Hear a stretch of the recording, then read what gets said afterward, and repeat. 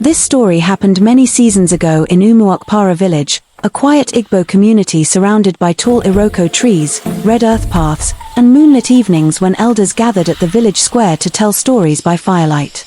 On a night when the moon glowed red and the wind whispered like it carried secrets, a young woman named Nkiru walked quietly into the deep bush beyond Umuokpara. Her heart was heavy, not because she had lost something, but because she wanted what did not belong to her. Behind her, drums beat and women ululated in celebration. A wedding had taken place, and the village was still rejoicing. The man being celebrated was Obinna, the husband of her best friend, Amara. Nkiru and Amara had grown up together like sisters.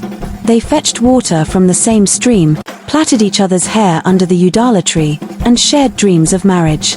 But though they were close, they were very different. Nkiru was beautiful and proud, always aware of her beauty and quick to show it. Amara was gentle and calm, known in Umuokpara for her kindness, patience, and respect for elders.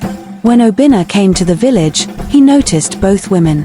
Nkiru's beauty caught his eyes, but Amara's character captured his heart.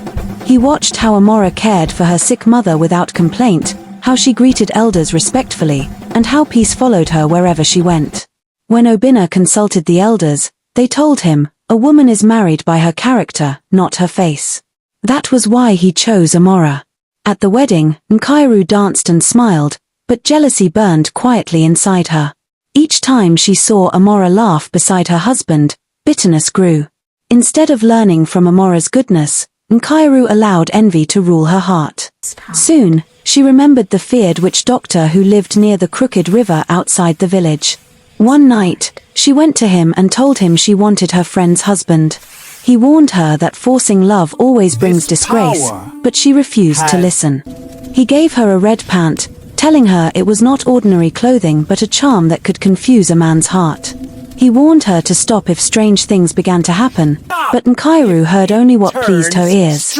On the chosen evening, Nkiru bathed with scented leaves, dressed modestly, and wore the red pant underneath her wrapper. When she met Obinna, she spoke softly and laughed gently. His heart became restless. The first time, he left confused. The second time, his peace disappeared. But after the third time, something shocking happened. When Nkiru tried to remove the red pant, it refused. She pulled. She struggled. She cried. Suddenly, the pant became heavy, cold, and hard like iron. Terrified, she ran awkwardly through the night, walking stiffly, unable to sit properly. When she reached the witch doctor, even he shook his head and laughed bitterly. "That is no longer a red pant," he said. "It has become an iron pant because the woman you wronged is innocent. Amara's tears have judged you." By morning, the whole of Umuokpara village knew. Women whispered. Men laughed. Children mocked her strange walk with songs and clapping hands. Nkiru became a laughingstock. From that day onward, no man in Umuokpara agreed to marry her. Suitors avoided her house, saying, "We cannot bring a woman with such evil into our home." Even men from nearby villages turned away once they heard her story. Her beauty no longer mattered. Her name had become a warning told to young men by their mothers. Meanwhile, the elders gathered at the village square, poured libation, and prayed for Amara's restoration. Slowly, strength returned to her body. Her smile came back. Peace settled again in her spirit. Though her marriage had suffered deep wounds, Amara herself was restored, respected once more, honored by the village, and remembered as a woman whose innocence survived betrayal. The people of Umuokpara said, "Truth may bend, but it never breaks."